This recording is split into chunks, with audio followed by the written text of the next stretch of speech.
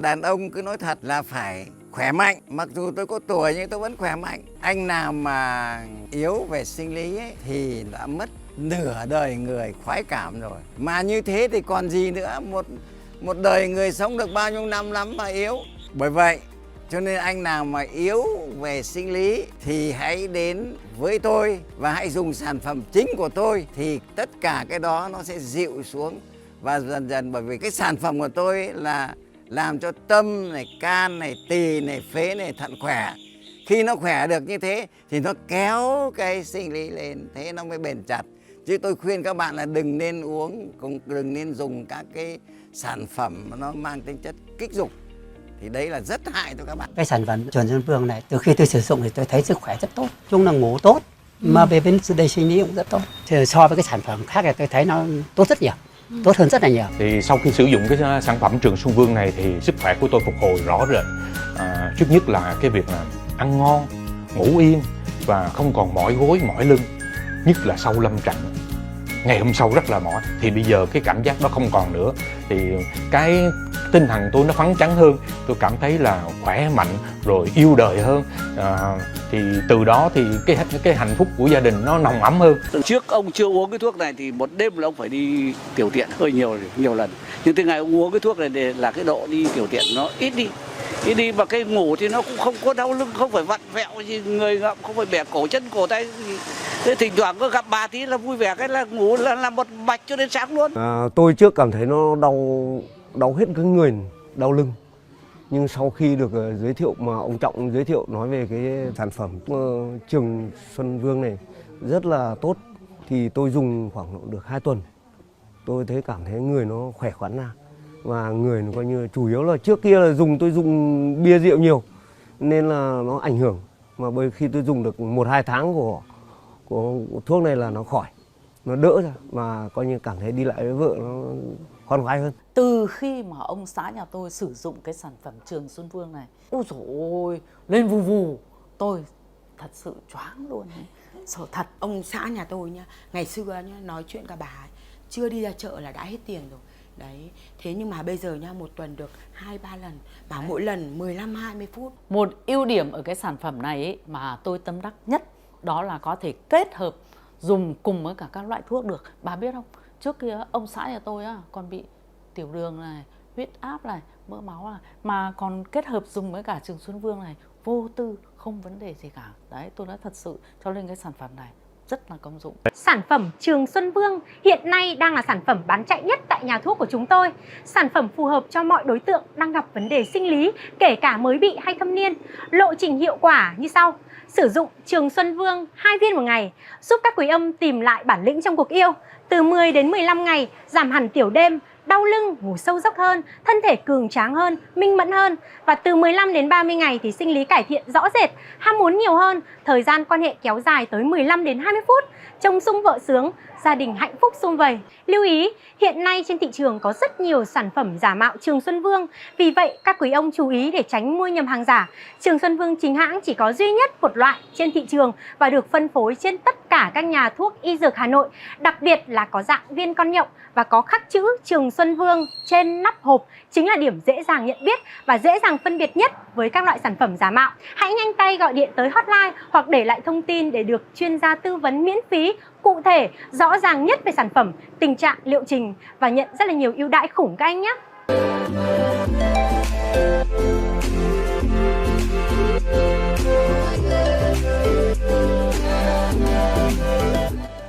There you go, so that's a really nice durable finish, nice satin appearance, really does come up nice.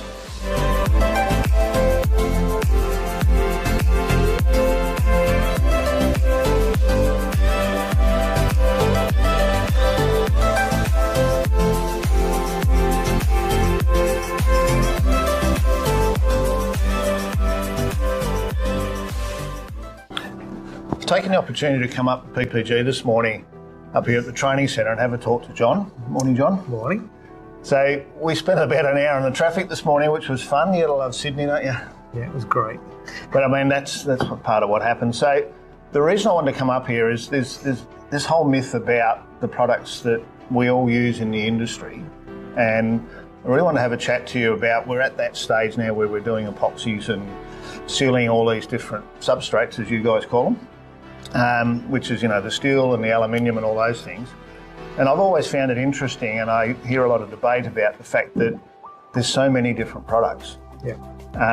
And I'd like to get a bit of feedback from you. And the reason I'm talking to John is John and I have worked together for 25, 30 years on various projects, and John's been at PPG that long, but he's also a qualified spray painter. Yeah. And then worked in the training part of PPG and then product development, and of course now in sales. So he's got a lot of knowledge and a lot of background, and seen a lot of these products evolve over the years. And the thing I'd like to talk to you about, John, is right from the start, where we go acid etchers, epoxy primers, CF primers, high build primers, there's all these different things. So if we can initially to talk about mild steel firstly, and that process of those different primers that you have, and why we're using them. Yeah, look, I think where I'm fortunate is I get to see the product in development phase and understand why is it we need to bring out a new epoxy or an etch primer.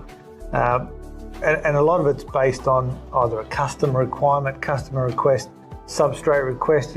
Substrates keep changing. And if I can cut you off for a second, when you're talking customer, you're talking Ford or GM or someone. Customer is Ford, it's Howard Astle, it's the guy in the panel shop, it's the guy doing the obviously, you're not going to create a product just for me, but realistically, for the Howard Astles, types, that's right, who are out there, building cars and recreating cars and restoring cars. So, if you look at a car that's being restored, you might have bare steel, you might have galvanized steel, aluminium, fiberglass.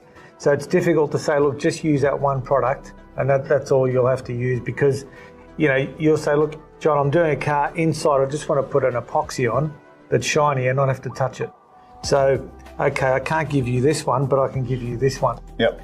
Because this will do what you require. So it's about making sure we've got a product that will cater to what the people that are restoring the cars, repairing the cars, rebuilding the cars, what is it they need. And or building a truck, because this is where a lot of the products come from. So just if we can try and shorten it, but like an acid etch. Yeah. Explain to me an acid etch. So explain to these guys. So there's a little bit of misunderstanding as well in terminology. So people go, you didn't use an etch. So an etch roof up here. That's why I ain't been replying. But yeah, I'm gonna put the G6 roof in here. I got the interior out of a 2019 Dodge Charger that's going in here. The Charger getting the remix, man. So yeah, I'm gonna be snatching all this stuff out of here. I'm gonna use, I got one battery just like this over there in the box already. So I'm gonna have 2 of these batteries in the box. I'm gonna have 2 of these amps. And she gonna be pushing 415s. But all the music stuff that's in here, I'm taking out. I'm gonna start with this amp because I'm gonna need this amp for when I make my amp rack for the Caprice. This amp and that battery gonna be the first things I take. Them speakers, I'm not gonna use them speakers. I'm gonna leave them speakers in here. But I'm gonna take the battery and the amp. Let me go and snatch this amp out of here, because that's what I came for. Because the next time I go to Aunt crib, I'm gonna be making the amp rack. This Charger 2006, she almost an old school. Hell, in 3 years, she'll be 20 years old. She almost an old school. God damn. Keeping my baby. Just gonna remix and make her look pretty again. That's all it is to it.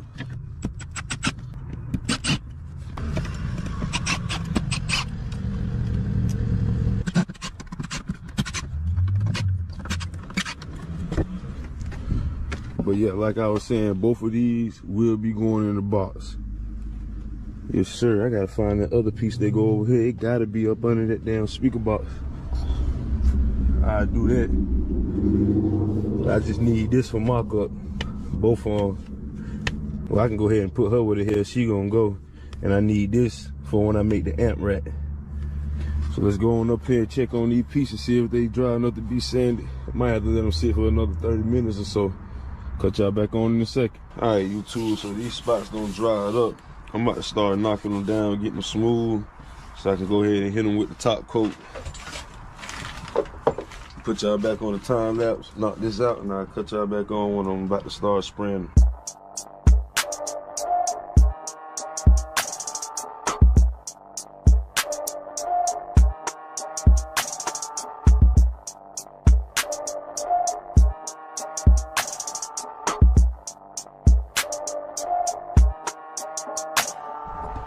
Alright, YouTube, I got them all knocked down smooth. Now I'm about to take them out there so I can paint them. And while they out there drying, I'm gonna clean up my balcony. Get all this plastic and stuff up out of there. Cut y'all back on in a second. Alright, YouTube, I got everything outside set up, ready to be sprayed. I'm about to hit everything with some prep balls and then spray it with this black paint.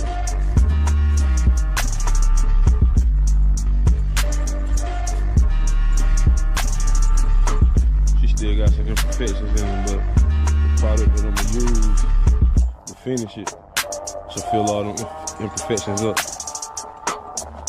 So yeah, let me finish on wiping these down and I'll cut y'all back on when I'm about to start spraying.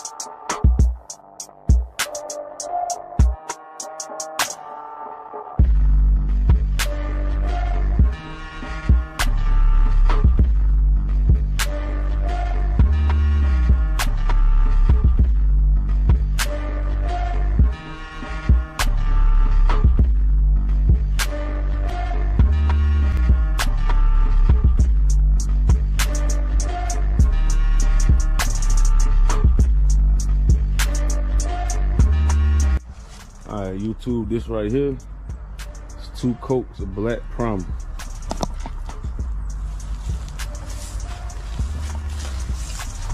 Two coats of the black primer. Now I'm about to tack everything off. It got dusty from while I was cleaning off that balcony. I'm gonna tack everything off. I'm gonna hit it with another coat of the black primer.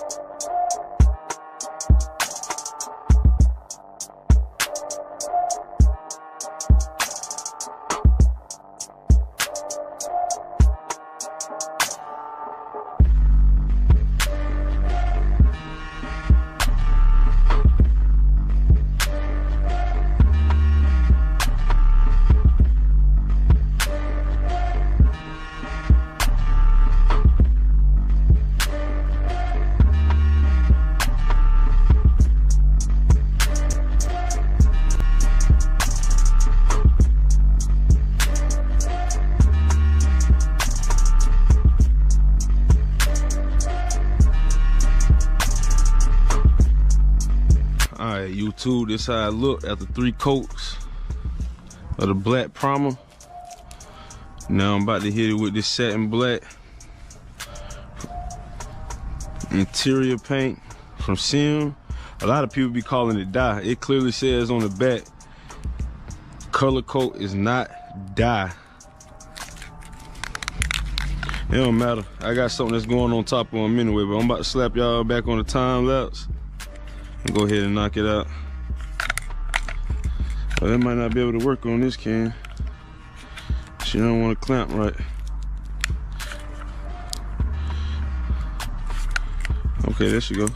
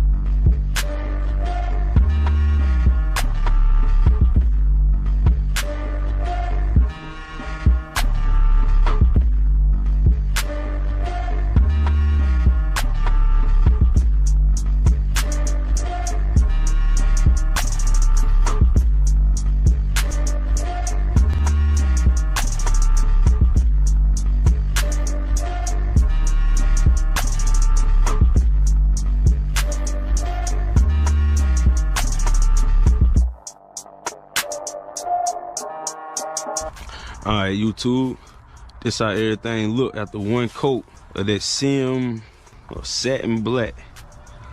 So what I'm gonna do, I'm gonna hit it with another coat, and once everything dry, I'm gonna take it back up there on the balcony, and I'll cut y'all on when it's time to go to the next step. Alright, YouTube, I got these things upstairs, back on the balcony, and I got them prepped for what I'm about to finish them with. So what I got right here is some epoxy, stone coat countertops epoxy. I be on YouTube. Yo, they make the craziest things look like marble, bro. So what I'm about to do is I'm about to make my dash and my door panels look like marble. About to try to anyway. Got my cups and everything set up. Got some different colors. Different colors. You know, I want the marble to look like. I'm about to get busy. I even got some of the paint that I use to paint the Chevy. Got some of that too. I'm gonna put some of that with the epoxy.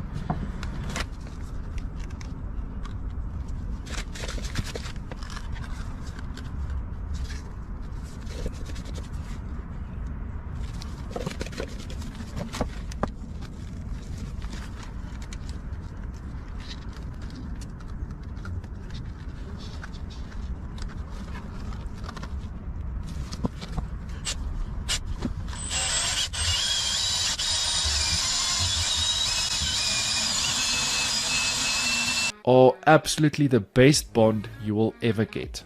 So there's something I want to share with you guys, in something we've been working extremely hard on, and that is by compiling a complete epoxy online masterclass.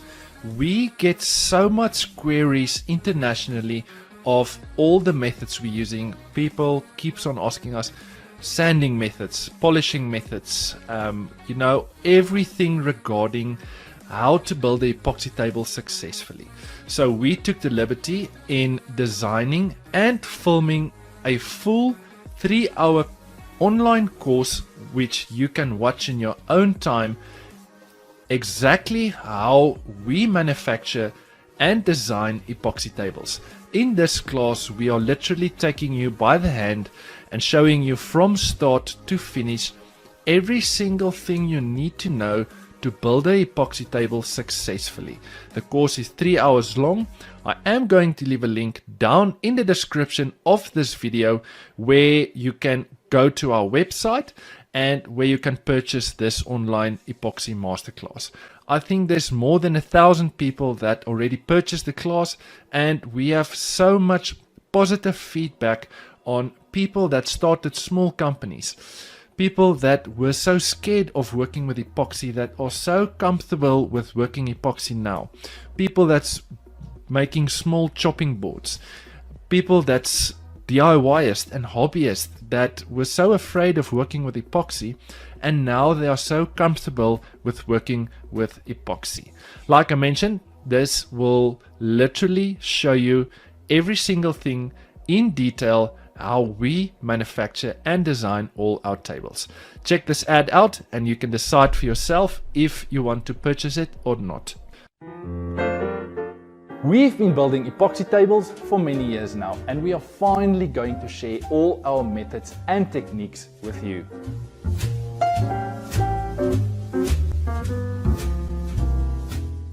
My name is Greg, and I am going to show you how to build the perfect epoxy table. I'm going to show you all the tools you need, exactly how to use them, and show you some tips and tricks down the line. Everyone thinks you need to cast your second layer of epoxy once your first layer has set. That's not true. You need to cast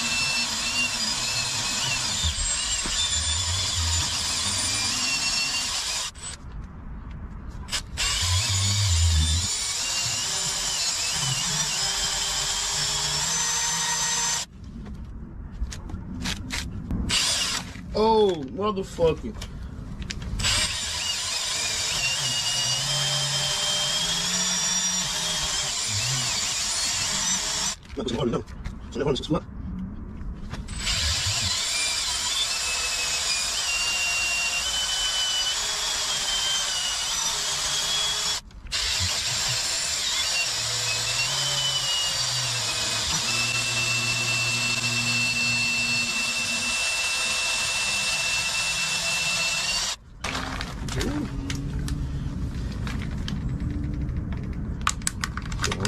Get the silver.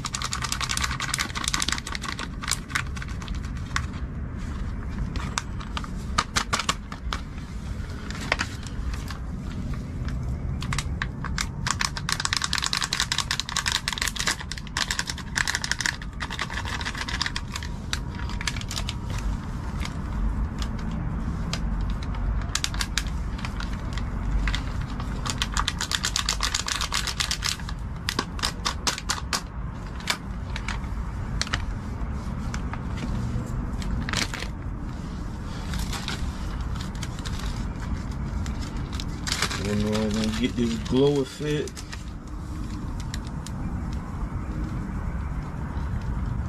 I can guarantee you that most probably by the near future, there will always be smaller things in our shop we will change just to make life easier for us and to make the design and manufacturing of building epoxy tables easier for us. And you guys do want to stick around till around about the middle part of this video, because there's a really important announcement we want to share with all the hobbyists, the DIYists, and for all the people that wants to start a company but don't know where to start. And you guys do want to stick around till the end to see how this masterpiece came out. Now, starting this week's project off, we are going to build something unique, something special, something the client asked us that they don't want a traditional epoxy river table. They wanted something different, something funky. And that's where the design part of this project was really tricky. I think we took, normally when we design epoxy tables, we will take around about half an hour to an hour to design the layout. We will send it to the client and they were happy with it. With this specific project, we took almost I would say estimate around about 3 hours just to design this table. And I honestly do have to say that this table came out absolutely stunning. The specific wood species we are using for this project is called Matumi, because we always get queries internationally for all the tables we build. People always want to know what wood species we are using. So it's called Matumi, and unfortunately for all the international viewers, this is only locally sourced from South Africa. It comes more from Tsenin World up all the way into Botswana, going up all the way into Africa. It's one of the most popular wood species to build epoxy tables in our country. And I honestly do have to say the design came out magnificent. Also, another tip I want to share with you guys, what I'm busy doing now, is something we normally don't record on video. And before you're going to place your slabs into the mold, always make sure to airbrush them to remove all the dust particles from your slab. Also remember to wipe your wood off, because there will always be smaller dust particles that you need to remove before you're going to cast your epoxy.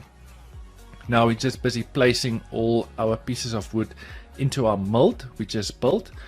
And I know I'm most probably going to get some critics for this step, but we found in removing all the dust particles before we're going to cast our epoxy, we just use a leaf blower, because there's enormous amount of air that comes out that goes into all the small little cracks and holes that will remove the last dust particles.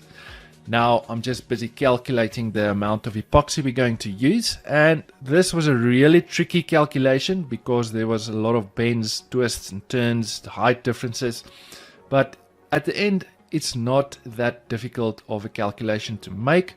It's really simple if you don't complicate things too much. It's a simple calculation of length times width times height. And now the reason I'm using a clear coat is this particular product. So there's a semi-gloss and a matte in the Deltron obviously, and it's D8115-117. This product was developed for all of these matte cars that have come out. When you look at the sheet here, it'll actually show you Lamborghini, Mercedes, Smart, BMW. So all these cars that are coming out from the factory with a full body matte finish, that product's got to be very durable, and it's got to obviously match what the factory had done. So this is PPG's product, and by mixing 50-50 of these two, you end up with that factory look. I like that look for things like what I'm doing now, suspension and brackets, but I also find probably within a week of it being painted, it goes very hard and is very durable for using on parts like I'm doing now. So that's why I'm using a clear coat, and it's probably a little bit more expensive than if you're just going to go and do a direct gloss with a bit of mattening base, but this will give you a better job.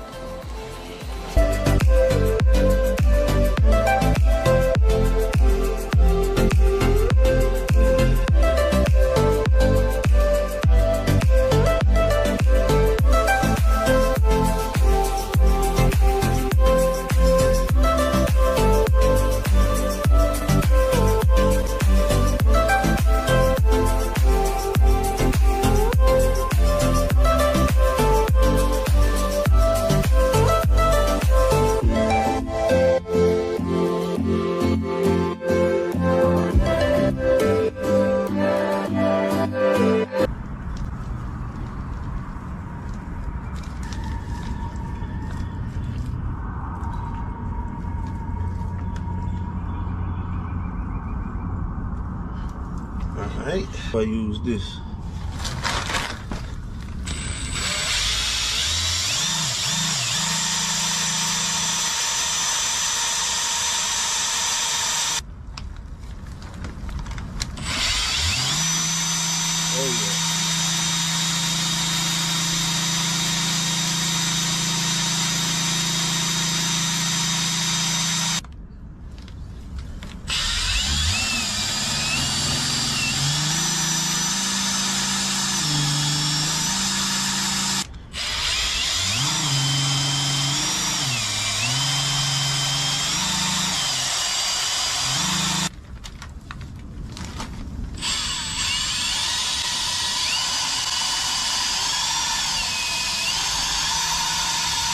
And I'm about to start pouring.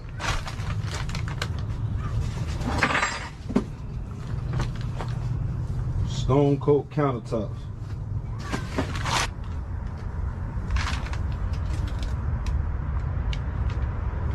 That was a lot.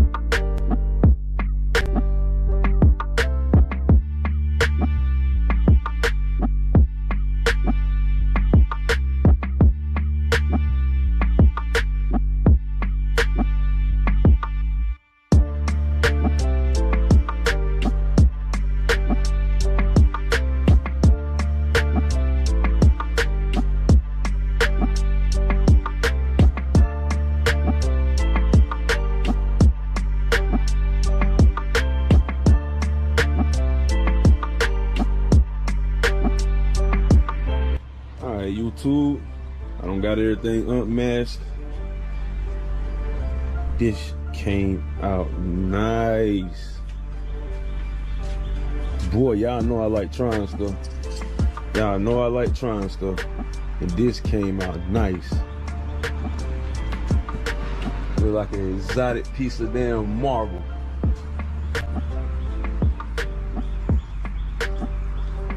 That thing gonna be killer on the dashboard. Yes, sir. The door panels, the speaker pods. Now they all shiny now, but I got a top coat that I gotta put on them, which is a matte finish, so it won't be shiny. You'll still be able to see all the metallics and all the designs, but it's gonna have a matte finish. I gotta let it dry a little bit more, get harder. But yeah, once it get harder, I gotta go around, feather edge some of these parts, clean up in there where the little door bezels go. But man, tell me that ain't cool. Stone coat countertop epoxy. Yes, sir. I'm gonna go in there and paint all these little spots where the epoxy stuck to it and rip the paint up. Paint all this back black. Even though the speaker had most of it covered, I just wanted to look uniform. I messed these speaker grills up, and then I had broke this one. So I think what I'm gonna do, I might try to cut these out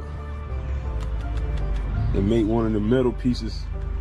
Put the metal speaker mesh in them, but I'm gonna paint it black. I think that's the move.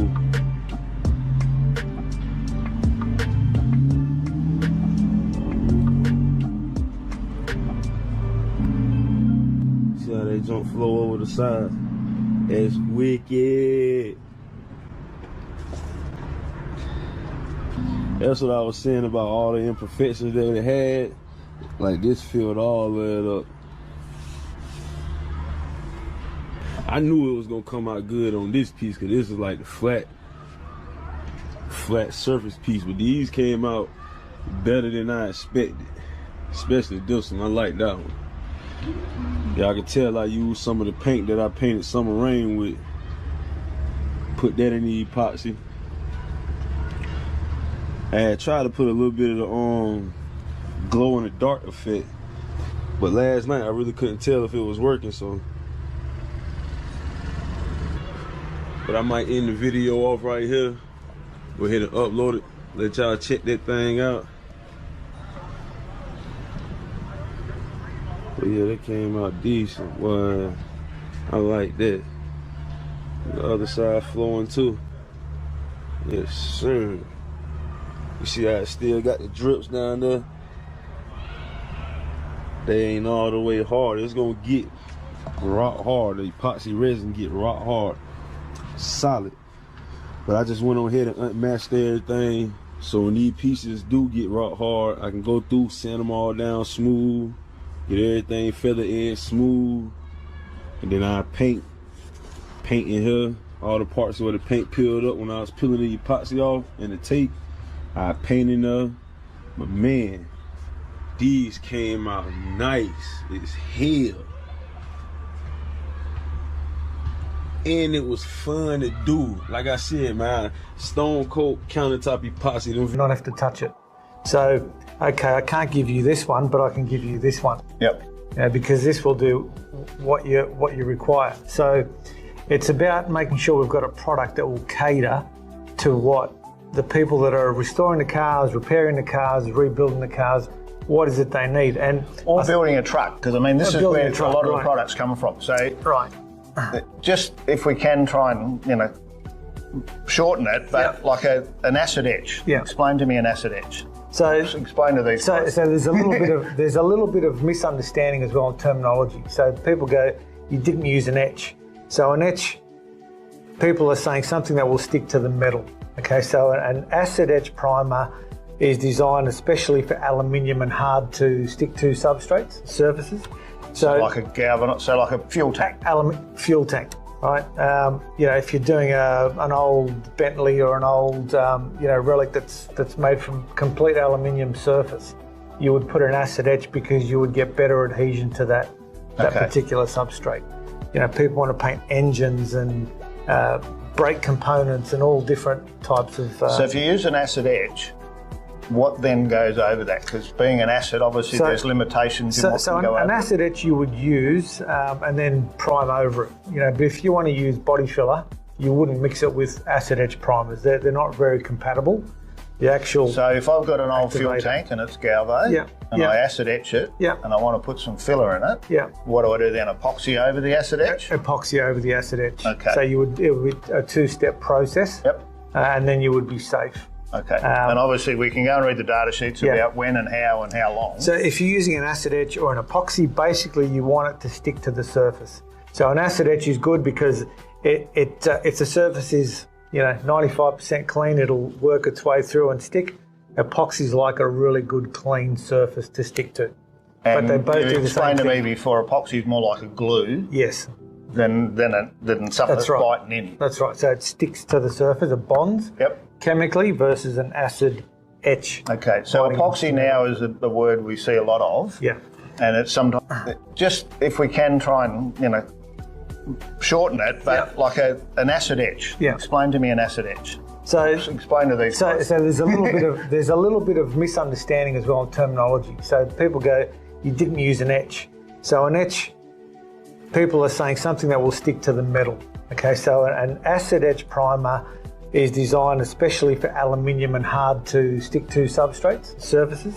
So like a fuel tank. Fuel tank, right?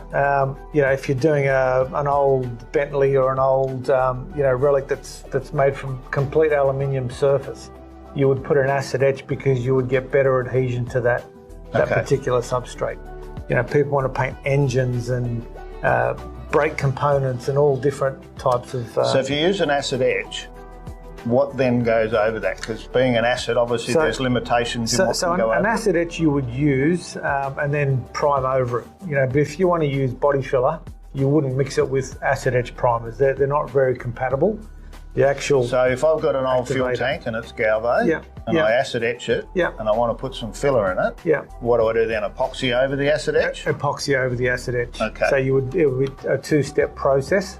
And then you would be safe. Okay. And obviously we can go and read the data sheets about when and how long. So if you're using an acid etch or an epoxy, basically you want it to stick to the surface. So an acid etch is good because if the surface is 95% clean, it'll work its way through and stick.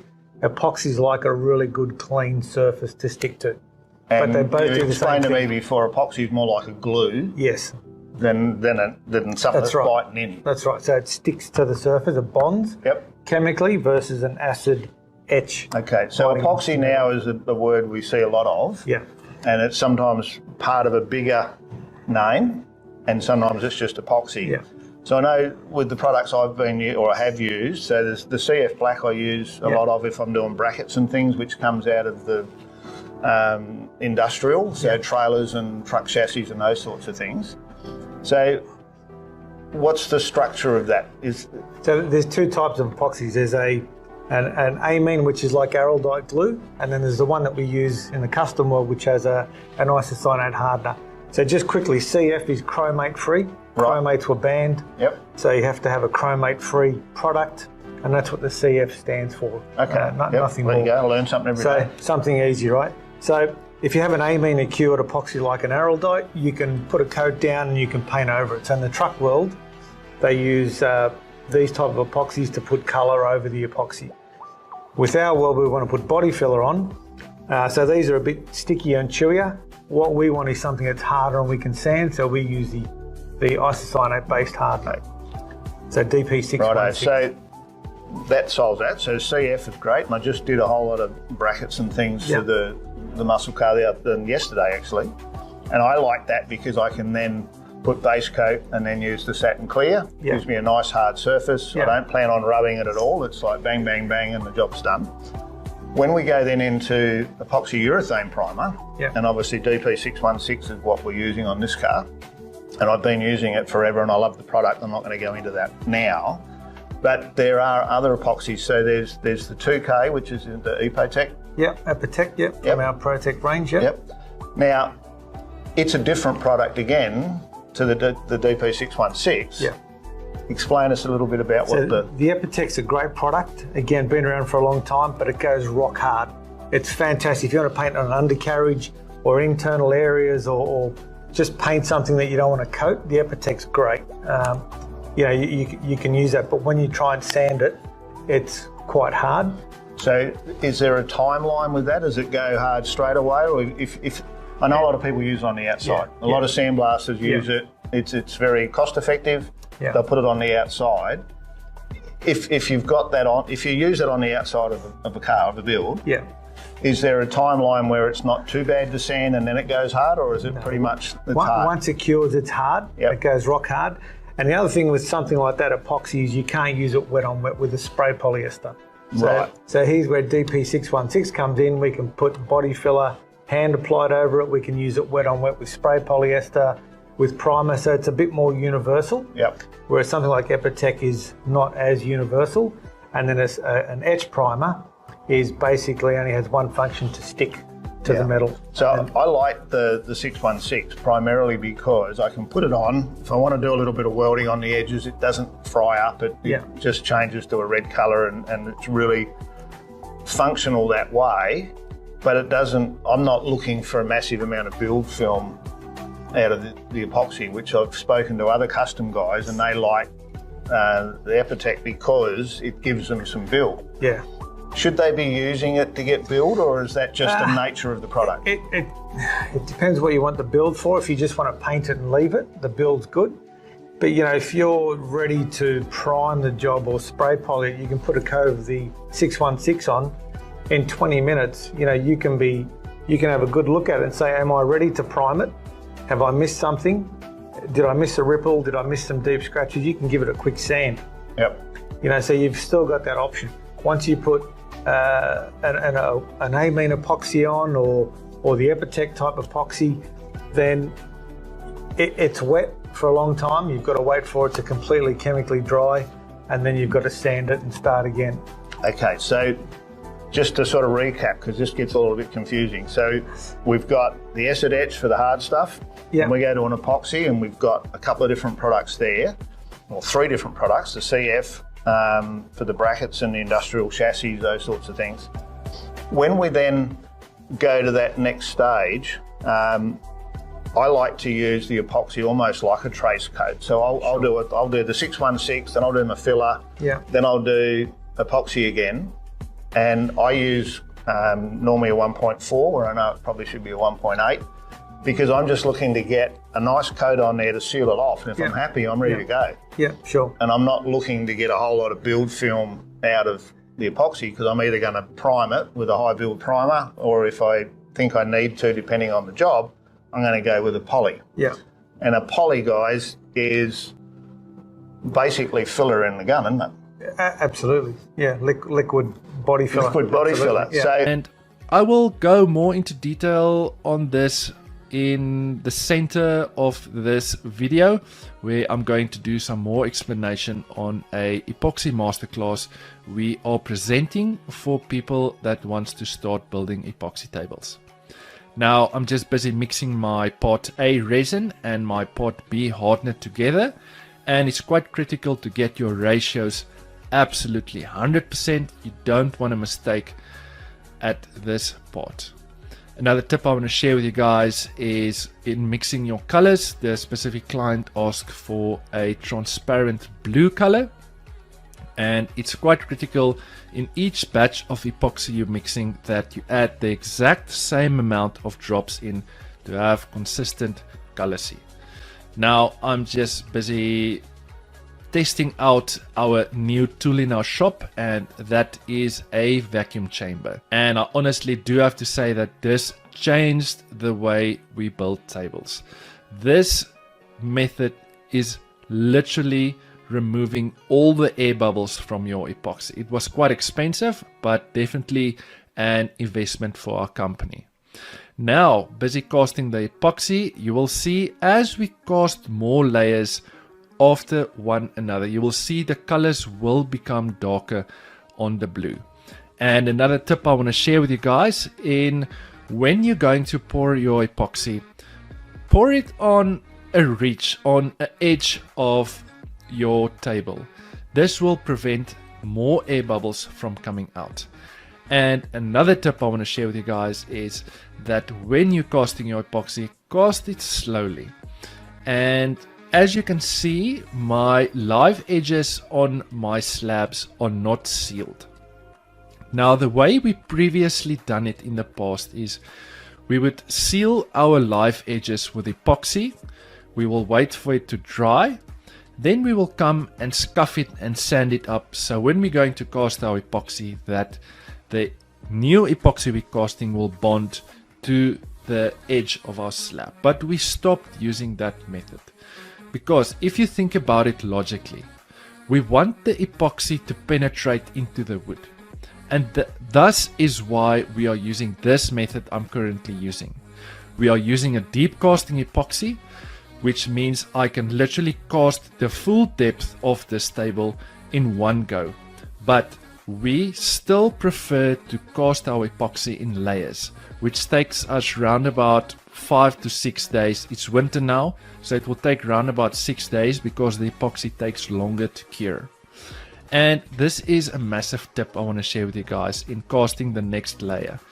As you can see, the layer I'm busy tapping now is tacky. It's like a toffee, but it's still not a liquid form. And this is absolutely the best method we found in casting the next layer of epoxy.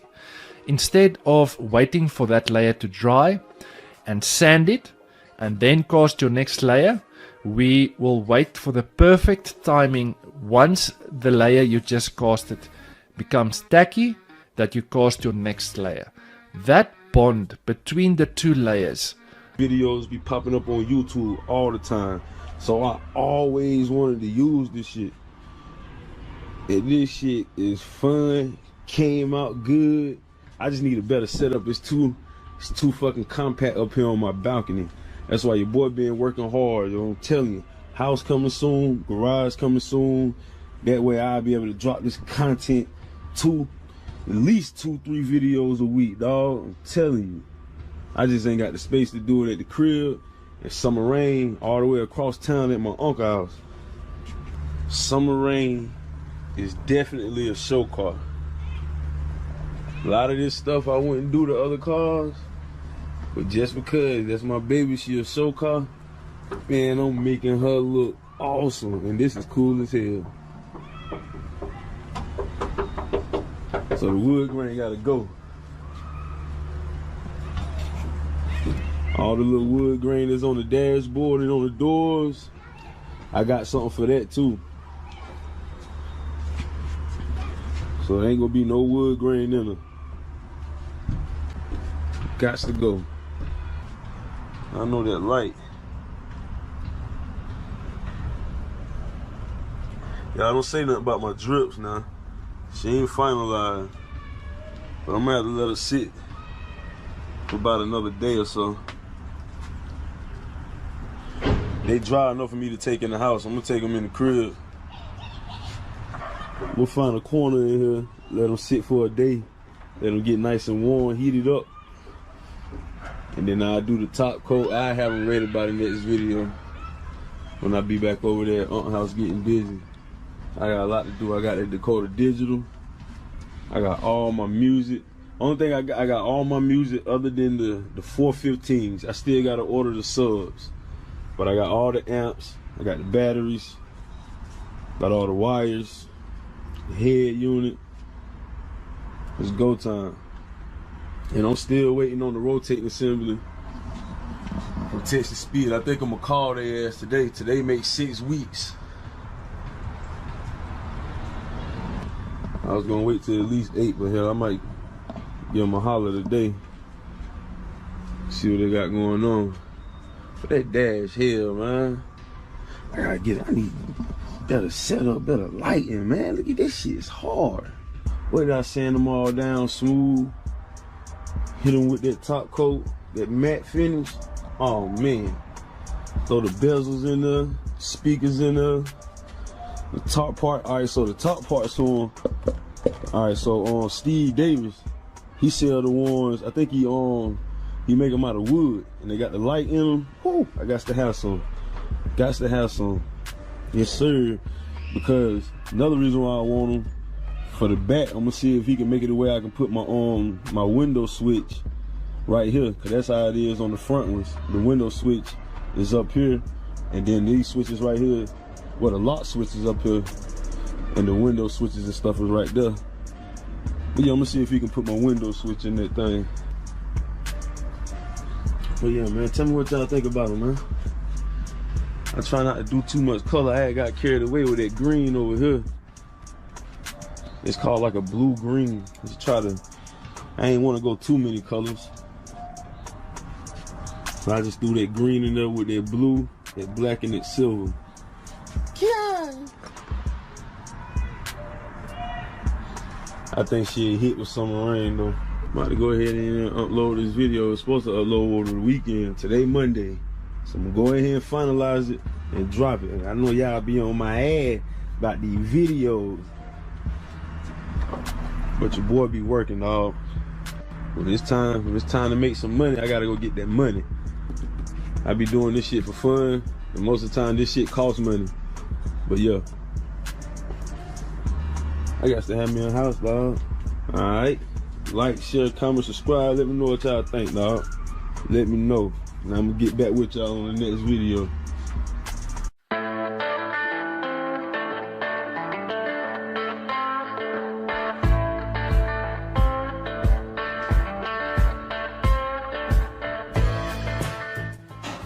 Well, I think this would be a first. So we've got 2 cars in the workshop on rotisseries at the same time, because I normally only do 1 car at a time and I only have the 1 rotisserie, but Adam and Kylie have the same one.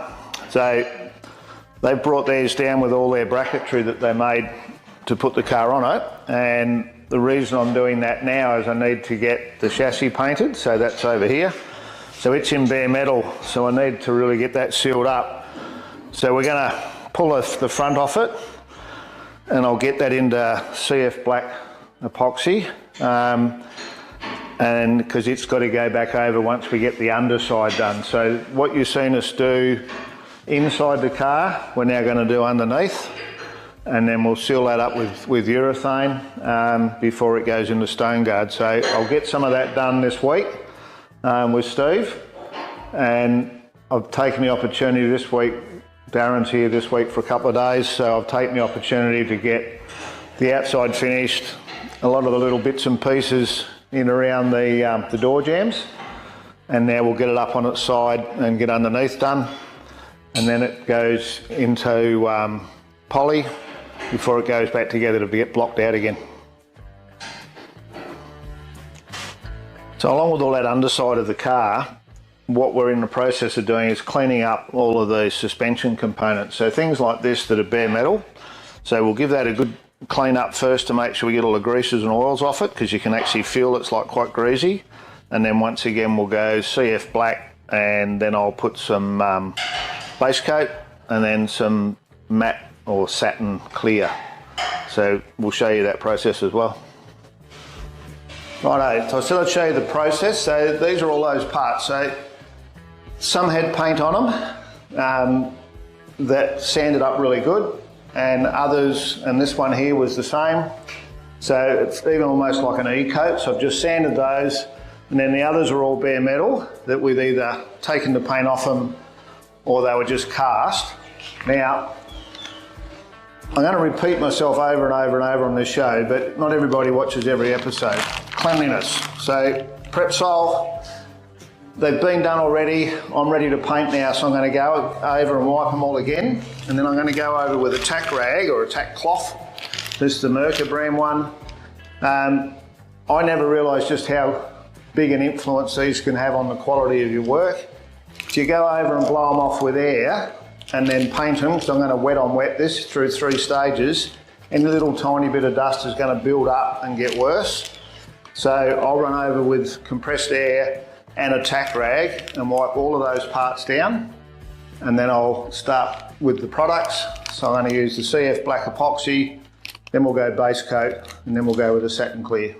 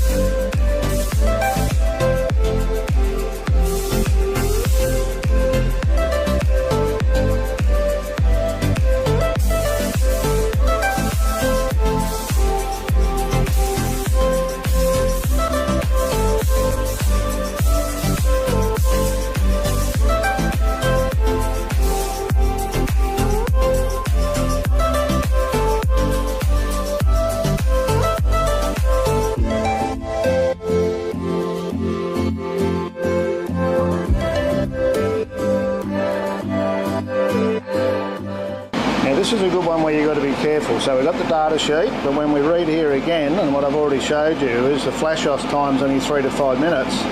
If you're using as a wet on wet paint system, which is what we're doing, we've got to allow 30 minutes air dry at 25 before top coating. So I'm going to use base coat now, which is a top coat. So now I need to wait 30 minutes before I can now apply that base coat over the top of the epoxy. Righto, so more data sheets. So the base coat is, you can mix that two ways. You can mix it just as a normal base coat, which is half thinner, half paint. But you can also, as a standard, but you can also activate. So you can actually add a hardener to it. Now, we did that a bit with some of the work we did on Boss XC. Helps with adhesion a little bit.